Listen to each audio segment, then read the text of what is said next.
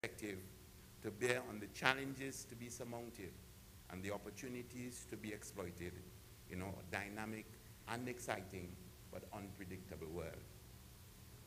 I am really intrigued by the potential of that interplay among all you young people who have traveled from countries spanning the entire globe, who have been nurtured in varied cultures, and who have vastly divergent backgrounds, but who share that common bond as members of the Commonwealth, and whose psyche must have been influenced in some way by that historical fact.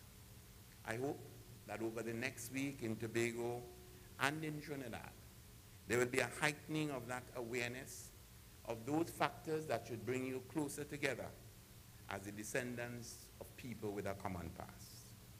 I hope that you'll become more acutely aware of the relationship that exists among you, a relationship that is unique among unions and alliances around the world today, a relationship that is based not just on diplomacy and expediency, but on history and culture.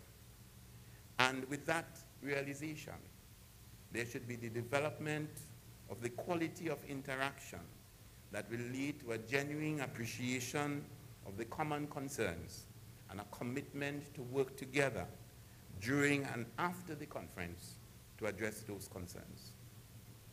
Ladies and gentlemen, I have had the pleasure of hosting these young people at a welcome reception last evening, and I was impressed by their vitality, endless vitality, their confidence and their poise. But most of all, I was comforted by the fact that within an hour, it was difficult to distinguish among nationalities. There was obviously no language barrier. And what I witnessed was young people socializing, interacting, bonding. And as I looked at them, I reconfirmed the power and the potential of this youth forum. Therefore, ladies and gentlemen, I strongly endorse the theme, invest in youth, sustain the world. This particular investment in this forum, I believe, will pay rich dividends. This investment sends a signal to the youths of the Commonwealth that all the major stakeholders recognize the importance of maximizing their tremendous potential. Because of this investment, young people are being exposed to new colleagues and varied perspectives. Young people are being given the opportunity to grapple with issues that continue to frustrate powerful leaders and decision makers. But most of all, young people are being sensitized to and prepared for their responsibility as inheritors of a complex but opportunity-filled world. And as was said by the representative, this is their time. And ladies and gentlemen, I am heartened that for the next week at least, the young people in this room, the issues they discuss and the recommendations they make will receive some prominence in the national, regional, and international media.